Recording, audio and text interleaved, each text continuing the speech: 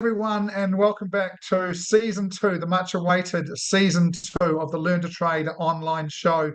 Joining me, my name is Paul Botterill, and I am your host. I'm the founder of Actions to Wealth and Online Trading Profits. Hi guys, welcome back. I'm Simon Williams, crypto trader, crypto investor. Good to see you all again.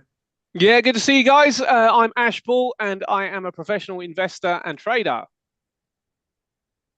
Rightio, before we get into the show, we're going to do a little recap for you guys. There are some changes to this season.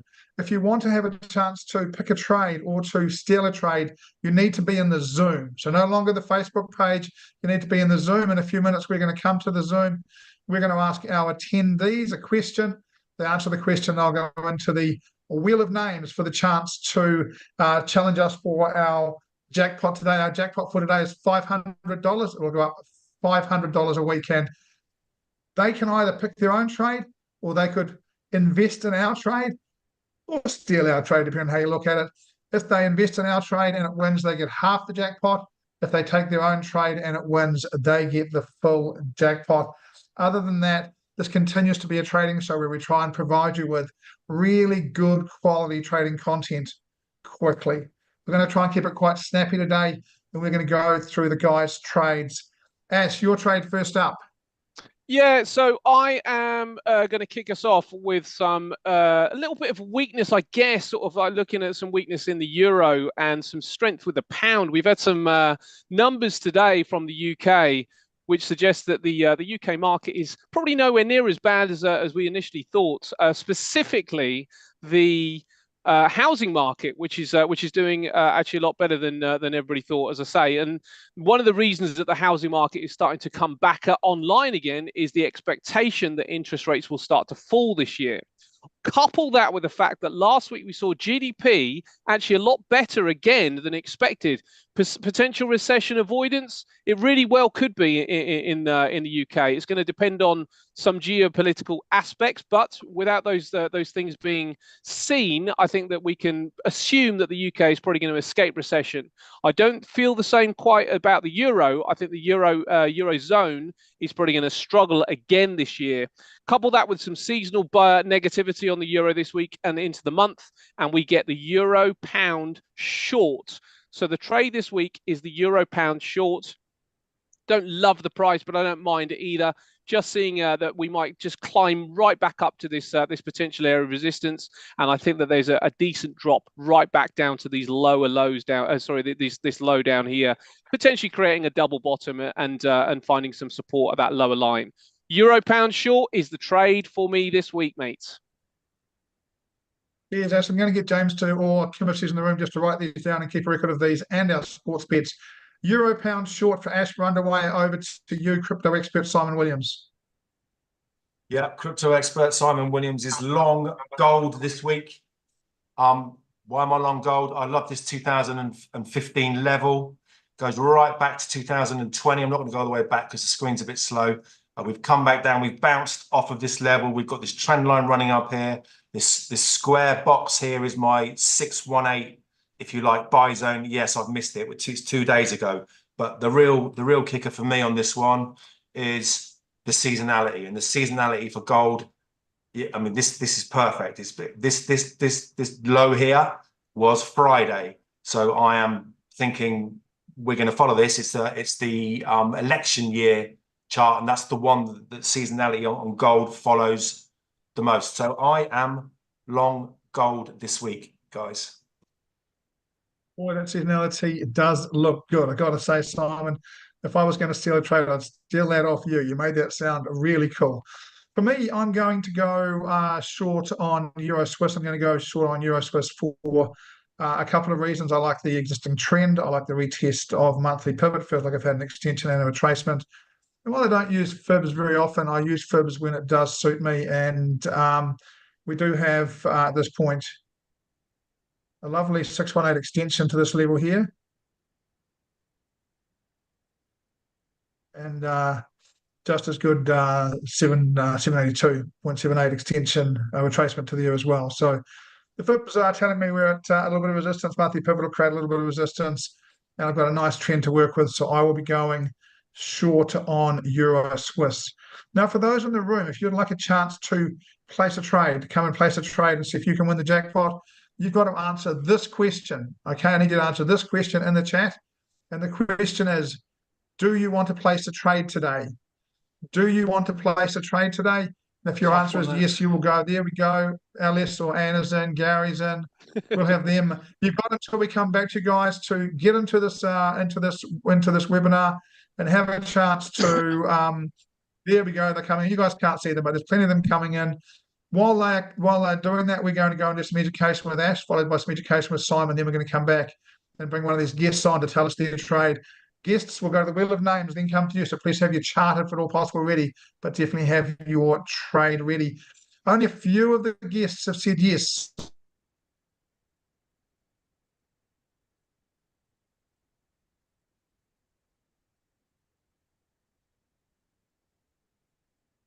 Oh, you might have frozen up there, mate. We've lost some audio there, PB. If you can hear us, we've lost your audio. That's okay. That's okay. What we'll do is we will go to my education piece and hope that Paul comes back online and we get some audio back there. So the education piece this week, mate, and actually I think you'll quite like it because it's to do with gold. And the education piece is to do with a particular pattern that I'm seeing on gold. The pattern is a symmetrical triangle. The symmetrical triangle tends to be more bullish than bearish. Now, gold is certainly hitting some highs, but we see now that the symmetrical pattern has to have at least three touches on one side of it, and at least two touches on the other. And depending on where you draw the bottom line, we've got at least the two touches. The line may be down there. The line may even extend back here. Now, I'm going to put it here because I think this is relatively clean. You know, when you kind of see this touch, it's not too far away from that touch as well. So it won't change the measured move. What the other thing about the symmetrical triangle, which is quite important, is the volume. And what we tend to see is when it goes inside the triangle, we tend to see a bit of a dip down in volume. And you can see, you know, from this point here, we can see that the volume is just being kind of like just coming off a bit. Aside from a couple of pops up, you tend to see this kind of move lower. So we're seeing that reduced volume. The key with the triangle and the key to kind of getting more confidence that the pattern is going to work out. Now, of course, it could go either way. You know, it might fall to the upside, it might fall to the downside. But let's assume right now that we're going to get a pop to the upside because that's really what we want to see. Help Simon out, and also it would help the pattern as well, kind of satisfy the rules. What we want to see is a pop to the upside with volume. So we want to see a volume spike in and around these higher volume areas. Probably breaking the trend line would probably be enough, but a nice pop to the upside on the day of breakouts. So we're looking for a decent amount of market participation. Now, when we look at where this may well go and the measured move on this, we are looking for a measurement from the very, very highest point to where that meets vertically down. And when we kind of have a look at where that might lead us, we're kind of looking at this popping up to around about, now this is the futures market, but it's going to be around about the 2,250 level. So looking for a potential 10% pop to the upside if this pattern satisfies and we get that pop in volume. So this week's education pattern is the symmetrical triangle. Mate, just a quick one. Does the fact that you've entered that triangle from below give it more credence to going long out of that triangle? Yes, it does. Yes, it does. So it would normally kind of exit where it entered from. You know, that's the way that we would look at this particular pattern, but it doesn't necessarily have to kind of hold that particular course of action. You know, really the key is going to be the breakout with volume. So if this breaks to the upside and volume is low, we're going to have less confidence that the pattern is going to work out. If it breaks to the upside, and obviously it's got to close above the level with higher volume, a spike in volume, then we're going to start to give this particular pattern some genuine credence and expect to pop to the upside. And as I say, could be looking at 10%, mate. We could be looking at a 10% running gold just on the pattern alone. I mean, it could go way beyond that. So if it happens this week, mate, yeah, you are dandy. You are dandy. Cool. I'm glad you mentioned that volume, because I'm about to share something which is pretty similar. I've not done an awful lot this week because I had a horrible weekend in Hong Kong, but I wanted to just show and share this. If you can see it, I know it's a bit. Can we blow it up a little bit? So this is the Bitcoin chart, and this is the lead up to the ETF launch last. I think it was Wednesday or Thursday last week. And there's this huge, big red sell, and there's quite a few of them. This huge, big red sell wall that's been up there since the days leading up to the ETF. And what people are asking me, why isn't it gone? Why didn't it break out? You know, I think the answer to that is quite clear for me. It was priced in. Two, there's this monster sell wall here, and you can see with this volume bar, this is a spot buying volume bar. So all the leverage that was in the long leverage that was in here on Tuesday and Wednesday next week got taken out. The open interest is practically gone, and the spot volume is just taking this up into the sell wall, coming back down. I think that this sell wall, this is my theory, this is the big guys, right? This is the big guys sticking in a sell wall so that they can just buy up this spot Bitcoin, you know, at 40 grand rather than 60.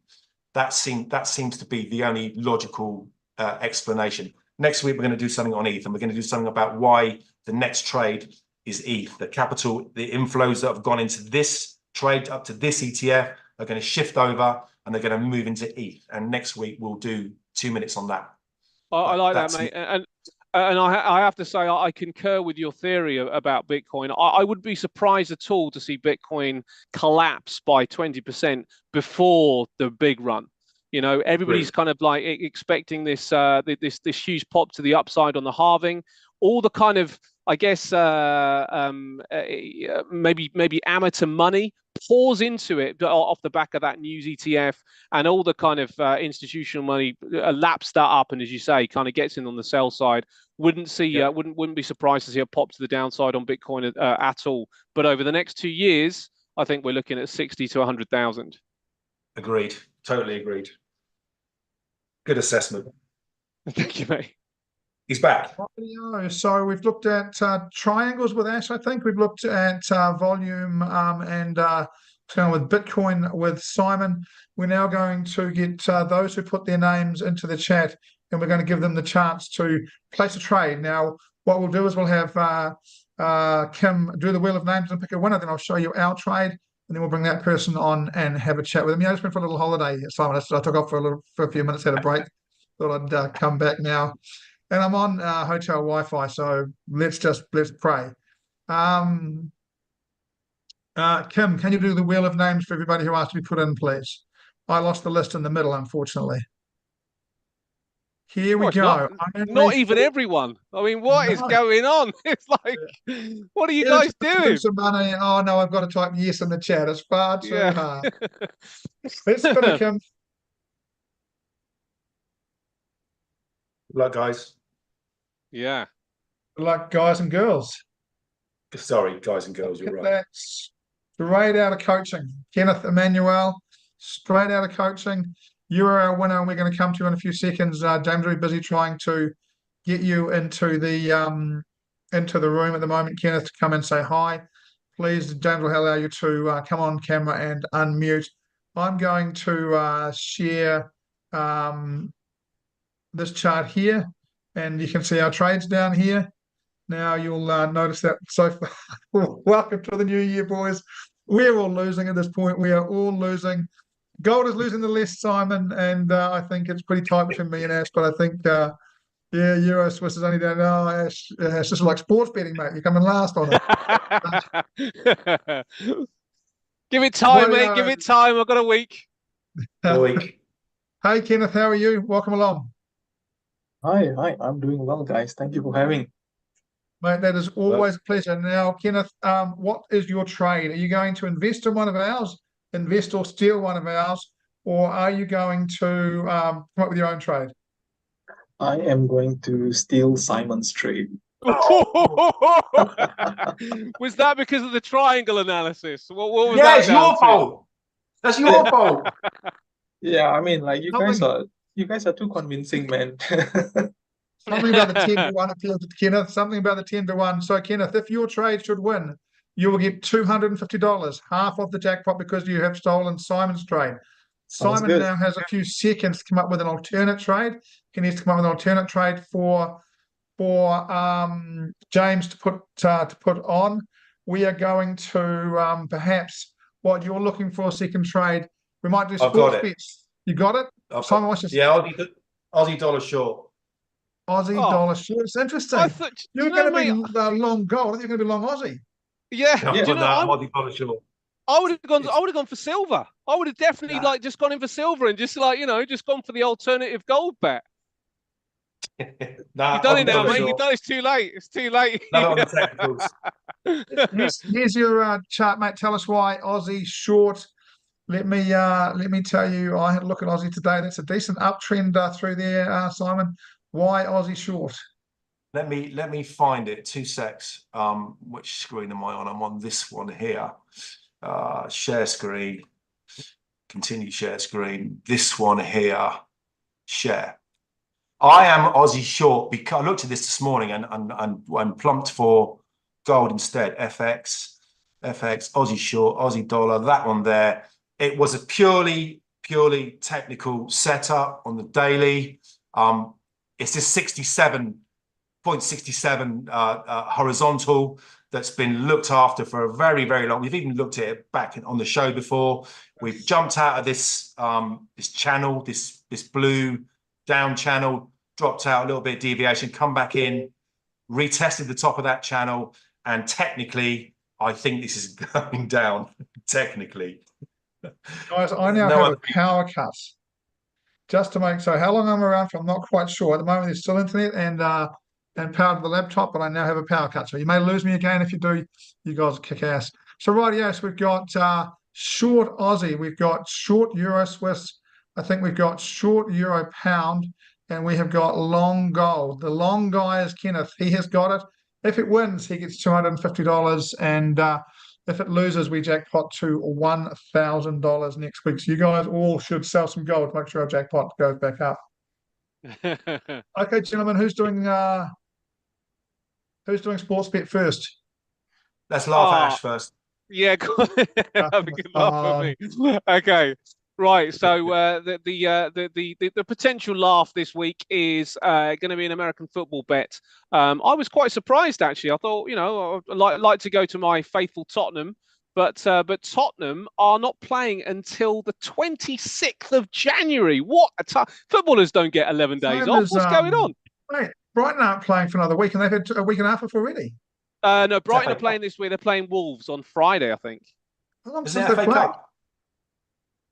Cup? Not FA Cup. I don't think so. No, I think. Okay. Yeah. Back to the Anyway, sports let's get back to the important stuff here. So we are in playoff season now. We've seen I tell you what, Chiefs totally surprised me the other day that they are the team to watch all the time when it comes down to playoffs. But I think they're going to lose eventually, so they will come up as one of my bets.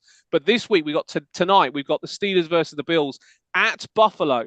Buffalo Bills 6 for 6 5 weeks ago, looking way out the picture. All of a sudden, they put a 5-game winning streak together. All of a sudden, Josh Allen, the quarterback, is firing on all cylinders. The team is starting to push. Steelers have also just managed to kind of adapt the way they've played, and they've had a 3-game winning streak as well. So I don't think it's going to be an easy game, but I am going for, the only way I can get any value out of this is a Bills win at a minus 9.5 handicap. So they win by a touchdown and a field goal. They are going to return 10 to 11, so near enough even money. Anything sort of beyond that, of course, that's also going to come in. So the sports bet this week, mate, is for the Bills to beat the Steelers in tonight's wild card playoffs. Listen on it, Ash, and we're going to ask Kim to keep a record of the sports bet. One question before we get to Simon and his 17,000 bets to make up 1-to-1. Ash, is it in the Storm? Yeah, probably. Do you know what? Yes, yeah, it probably will be. I mean, they had it yesterday. They've had some terrible weather, and I think that's why the Chiefs managed to turn over the Dolphins so easily, because the Dolphins were used to basking in Florida, and they had to go to the Chiefs. But it won't matter to these guys. Pittsburgh is really, really cold at this kind of time of year, as is Buffalo. So I don't think it will really make that much difference to who's got the advantage. Okay, gonna believe you, sort of. Simon. Yeah, I've gone for the trusty old UK treble because I'm comfortable with them. He says that. I've got Arsenal at home against Palace.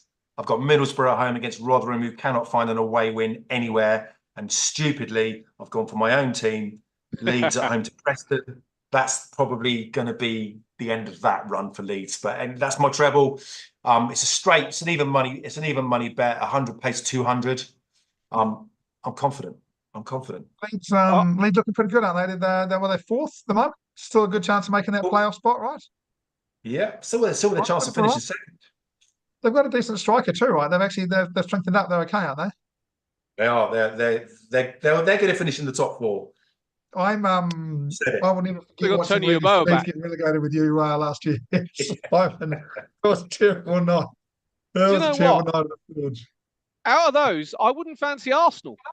Sounds a bit strange to say that, them at the top of the table, but I wouldn't fancy Arsenal to really cruise past Palace with too much confidence. 1-0. 1-0 to the Arsenal. Yeah. I'm going to go cricket betting, and look, I've been tossing up a little bit between here's Pakistan. They've lost 5 games in a row, 3 of those to Australia and 2 of those to a good New Zealand side. They're on a lengthy series in New Zealand. They're 2-0 down, but they've been decent. And I thought taking Pakistan to win at $2.30. But instead of that, I'm going to get down here and I'm going to take Fakhar Zaman to, and partly just so I can say his name, but Fakhar Zaman to win highest run score for Pakistan. And he's paying $5.50 for that, 5.50 to 1. And honestly, for those of you that follow cricket, you'll know that in the recent World Cup, Fakhar Zaman absolutely destroyed New Zealand. That was one of the most amazing innings I've ever seen, and I've seen a bit of cricket. What I can't do is get my betting slip to open, which is a little bit disappointing. I was going to place this trade live with you guys. What I am going to do, because I'm at 5.50 to 1, which is a lot more than my normal $2 to 1 I'm looking for, I'm going to put it on at $25 instead of $50. So I put $25 on Fakhar Zaman to be the top run scorer of Pakistan versus New Zealand. I'm picking a Pakistan win. Now, that is despite the fact that my good mate Andre Adams is the bowling coach for New Zealand. I just think that Pakistan team is this is exactly what they do. They lose, and they spank someone. And if Ayub, Babazam, and Fakhar Zaman get going, they will score 250 in a 20-over game. They are insane talents. Look, I think we're about to wrap the show up. We have had our first show. Welcome back to season 2 of Learn to Trade Online, and we have got 4 trades in the game. We have got 4 trades in the game, and I'm going to share this just for the humour of all of us, just for a moment before we get out of here. We don't want to waste too much time, but it looks to me like gold's no. Euro Swiss is now losing 4 trades, all losing. We'll see how the week plays out. We'll be back at 6 o'clock on Monday next week. In the meantime, 2 things. Remember that this is a great exercise for your trading. If you're a trader, do this once a week before we do it. Pick a pair, pick a product for the week and direction, but you guys get to put a stop loss on yours. Don't put a stop loss straight below the bar or straight above the bar. Put it above the next major level. So you give it enough room to go. But there's no need for you guys to go on the wrong side of this and take big losses. Just put a bit of stop loss some distance away if you are going to do that. Gentlemen, it's been an absolute pleasure. We'll see you next week. Thanks, everyone. Take care. Cheers, guys. See you soon, guys.